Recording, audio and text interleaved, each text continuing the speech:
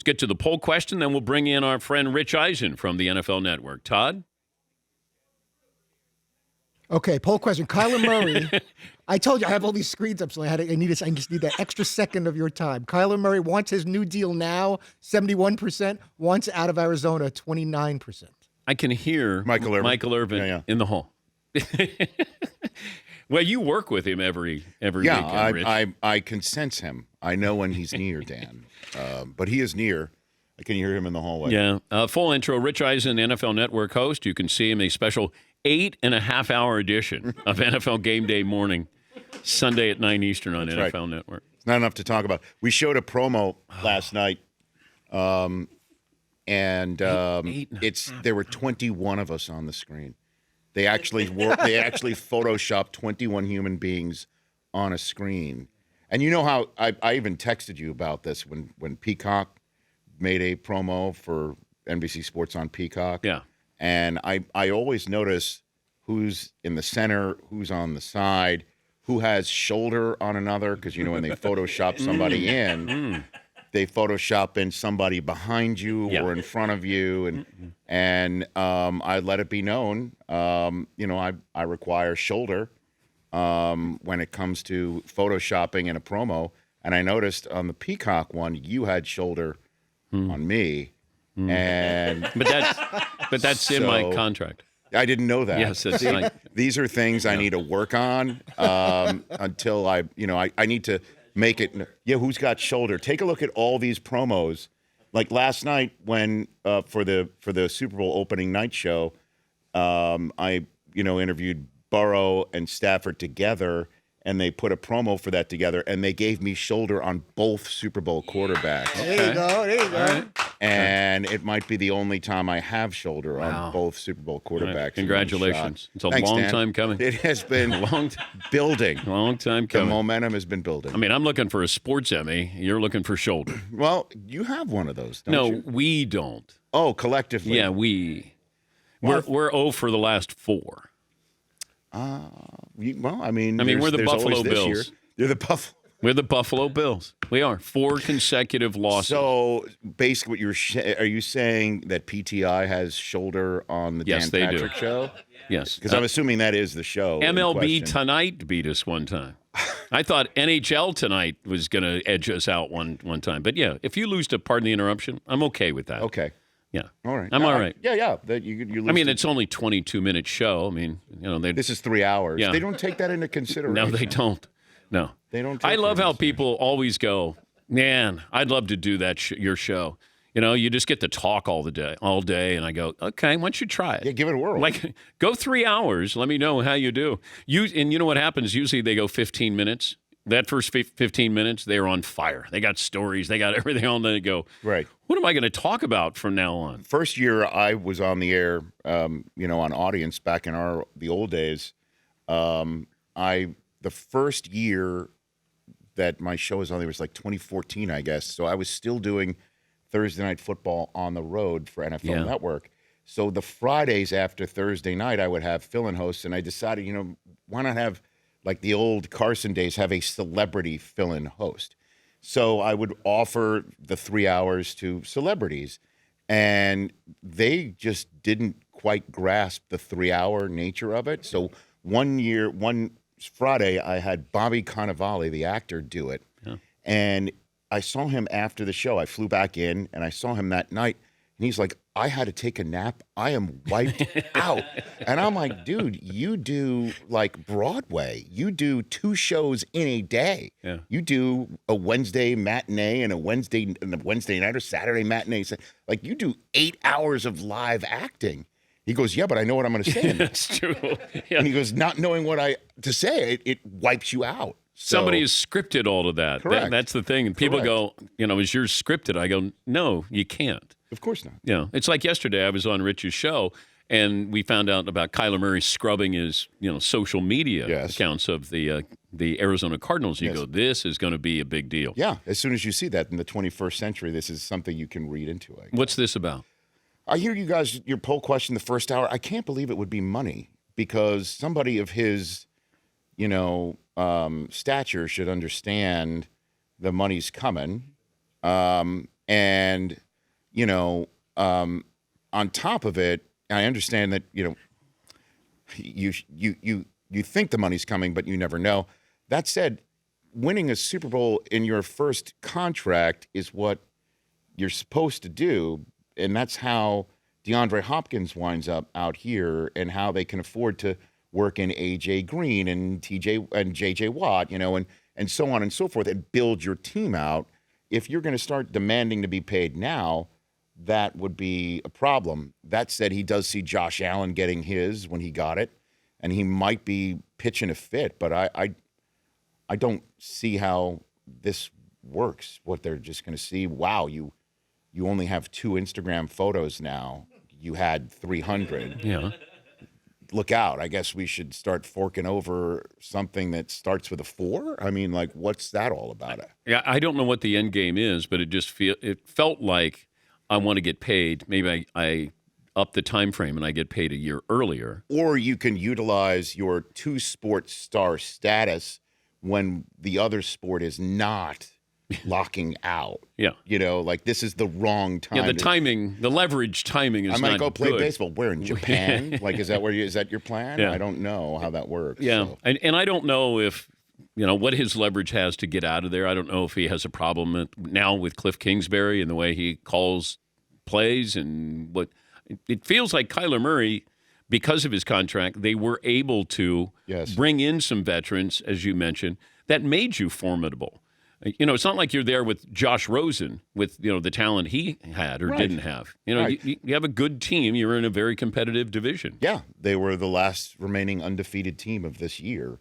So it's just that team with Kingsbury has had an odd way of fading down the stretch. Yeah. And I don't know how this addresses that at all. So I don't know what it is. I don't know at all what it is. But also, as you pointed out when you were on my show yesterday, his strategy sometimes you're grasping at straws as to why somebody would say appear at a Super Bowl when there's a question, is he going to play which sport, make himself available to somebody like yourself, and then expect that you're going to walk out of that interview without being pressed on that one subject you don't want to talk about. So how does that happen? And you know what people don't realize is Rich interviewed Kyler Murray before we had him on live. Now, a good friend would have come down the hall to tell him. Kyler's too fast. He's proven, as you can see, he's too fast. His escapability, Dan, that day was remarkable. No, because I saw Rich after, and he goes, yeah, he wasn't very good with us either. And I go, and I'm thinking, why didn't you tell me that I could have just said, hey. It all worked out, I think. It all worked out. I don't know. Yeah, Paulie. And I disagree. I think that's good producing by Rich. He didn't spoil it, and he just walked him down the hall. I thought you'd get something out of him. I warmed him up. That was a warmed-up Kyler Murray that you got on your program. Oh, my God. Mine didn't get aired till later, so. And all I was asking, you have to have an answer for what sport are you going to play, or do you want to play? And I had somebody who told me about 20 minutes before, hey, I see where you got Kyler Murray on, text me. He's going to play football. If he's top 10, top 5 pick, he's definitely playing football. So I brought it up to Kyler, and he's like, he's just like, yeah. And then his dad was like 50 feet away, and I'm yelling across the room to his dad. I'm asking his dad questions. Yeah, is he going to play? Yeah. Right. Is he playing baseball, football? Hello? Unbelievable. So Rich Eisen's here hosting the Super Bowl, a home Super Bowl for the NFL Network. Yes, sir. Yeah, normally you're on the road and you're calling home. And yeah, I know. Now this time around, I'm actually having to parent, Dan. Normally it's just dad's FaceTiming for 90 seconds, and they don't want to talk on FaceTime anyway. So now I'm actually having to go home and parent. So if you got any suggestions, anybody, normally I'm just sitting in a hotel, just keeping my head down. But this has just been, and plus the NFL Network, we're now across the street from the stadium. So our network is inside the security perimeter of the Super Bowl. So that adds an extra layer of fascinating status. But it's great. I honestly, in 2003, when we moved out here at the network and started it up, and people were like, what are you doing in Los Angeles? There's no NFL in L.A. at all. Poor Sam Farmer of the L.A. Times was the only guy at the state of the state for the commissioner raising his hand and asking questions about L.A. and everyone's looking at him like, weirdo, what are you talking about? Like, why are you keeping the flame lit now? $5.5 billion stadium. NFL Network's got a new spot across the street from it. 2 NFL teams play there. One of them is playing in the actual Super Bowl here. It's unbelievable. It sets up nicely for the Rams, but the pressure on the Rams to win this Super Bowl is what?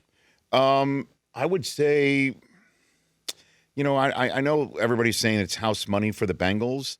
If the Rams lose the Super Bowl, it's not going to cost anybody a job. I fully believe Les Snead has things set up where it's not like some people have got to go. I think they'll be able to figure out to keep Vaughn and Odell, and everybody kind of digs it here. They really like each other. I don't sense any, when you see a team like they've got to win now, they're all in, they're going to break up. There might be some fissures within the front office. There might be something like that. I just think if there is any pressure, it would be, when are you going to get back? Although Stafford thinks, I would think that he's in a great spot. That said, it would be a great momentum for the Rams to win this game and help build a fan base around that's here. what I was wondering about the fan base. But I was looking at this. If Stafford wins and plays well, Yes, he's going to go to the Hall of Fame. I agree. If Joe Burrow wins, now he's halfway to the Hall of Fame. Right. It feels like he's in that Russell Wilson, Patrick Mahomes category of, wow, you got one One already. in the first 2. Well, I think that if Burrow wins, it's not so much a Hall of Fame talk. I think the talk is, well, here's somebody, and this is the way it's going to be for the rest of our lives and our kids' lives, I think maybe our grandchildren's lives, is this guy someone who can catch Brady? I think this is the Burrow? This is the conversation you're going to start to hear. Well, I don't think that. Well, you're going to start to look for, can anybody catch Brady? And whoever can catch Brady is somebody who's going to come out of college and do what he did, which he would match Tom for his first in 2 years. He would also have this sort of cool aspect about him that has the it factor that Tom sort of began to grow into. I think that's the conversation that you're going to hear, not just so much the Hall of Fame, is that can Burrow be the guy to do this? And I know you mentioned Mahomes, but, Pat is 2 Super Bowls in, and he's only 1 year in, so Burrow would kind of match him already. Yeah, but Mahomes is 2 years older than Joe Burrow. And it feels like Kansas City is still going to be Kansas City. Well, Cincinnati could be the new Kansas City. Cincinnati might not even be the favorites in the AFC North next year. Then that's great. It could be the Ravens. I don't know why, if the Bengals win the Super Bowl, they would not be the favorites. I don't know. I I just throw that out there. I my guess, job is to throw questions out. No, I just I appreciate that. Don't throw it back to me. That's how you have shoulder, Dan. Yes, that's how you have shoulder. That's how you gain shoulder status. So. And I think they elevated your height in the promo to make you look a little bit I tall. told them that it was smaller. Like, I talk about these things. I don't care. My mantra is, I if got not the me, text who, message. if not now, when. I texted he sent you. me the picture, and I go, I got other things to worry about here. Well, what I said is I kind of feel like you're telling me to suck it in the back row. Is what I texted you. Yes, you did. And you said never. No, I wouldn't You said do you that. never would do that. I would not. So, yeah, with Burrow winning, this is the conversation I think you're going to have, that who can catch him. And every kid that comes out of college that wins if he's fortunate enough to win a Super Bowl for the first time in just year 2, you're going to hear that. And if somebody comes out of college and wins it as a rookie, then we're off and running. We're going to constantly be looking to see who can actually catch this guy, which was what the conversation was last year. If Mahomes beats Brady, then, now Brady wins, he'll keep him at arm's distance, so on and so forth. But I wonder, though, if Burrow wins, now all of a sudden he's on equal footing with, Mahomes. Yes. Russell, right? And Rodgers. I mean, in terms of winning Super Bowls. Yes. Yeah, because we're waiting now that Tom's retired, or at least we think he's retired. Why would you say never? This whole Just thing, lie. You lied to Jim last week about retiring. Why don't you lie this week? Now he's being honest. I totally don't get anything about the Brady retirement plan, execution, anything. I don't understand anything about it. Where it wasn't discussed all year long. Kind of get that. Don't want a tour. Don't want the Jeter Big Papi sort of retirement tour. Rivera. You don't want that. Or you really are thinking about it. Then it comes out that you're out, but you won't say you're out because you have a plan. We think, and then the plan is either scrapped or it never existed. And then clearly the plan, once the cat's out of the bag, it's got to be on your own podcast, right? Yes. And then he doesn't. Yes. And then Instagram retires the next day. And then 6 days later, cracks the door back open. I don't but understand imagine it. he's doing this podcast at home, and Jim Gray's asking the question, and Giselle is just eavesdropping at the house. And all of a sudden, she's hearing Jim say, so, you think about coming back? Well, you never say never. And, all of a sudden, Giselle's at the door. And she finishes. What? She finishes it like Mike Tomlin, but never. Like never say never. I'll just say the but never. In this house setup, are you there? Did you sleep over? Are you? I in the was at his kitchen? house. I heard this But I story on don't the know- drive-in, Dan. It's I don't know what it means. I don't know at all what it means, except that you've got Brady on the brain, and maybe you want to just hang out with him or something like that. I don't know. I have no idea. And you were with somebody other than your wife? Yes. Okay. But I don't even know, why she was there in the first place. Okay. Because I haven't seen her since college. Why were you there in the first place? I don't know. I don't know any of this. I love this. I just had a sleepover at Tom Brady's house. We need more LA Super Bowls is what this means. I think that's because what this means. waking up really in a God-forsaken hour. Yeah, with someone other than your own wife. I mean, this is a total Los Angeles Well, no, story. not in Los Angeles. Oh, okay. This was It's in the Brady. dream. I don't know. He could have been in his Brentwood manse. You never know, Dan. Maybe I should get out of this right now. Okay. Sorry. He's about Rich Eisen, our good buddy. that. Oh, thank you. Yeah. Oh, is that a walk-off? Suck That's a it, walk- back row. Suck it. Back row, Rich Thank you, Eisen. Dan. NFL Network, and it starts at 9 Eastern Yes. on Super Bowl Sunday. I love emphasizing, when somebody goes billions. In TV, when you say 8.5 hours. 8.5 hours. Because that's forever. It takes forever. It actually started 5 minutes ago. Forever. That's I think Irvin thought that's where he was going, actually. The playmaker, Michael Irvin, in the on-deck circle. Oh, you got to ask him about Brady, his take on Brady coming out of retirement. You will enjoy his answer. Okay. That's a tease. There you go. We're back after this in the Dan Patrick Show.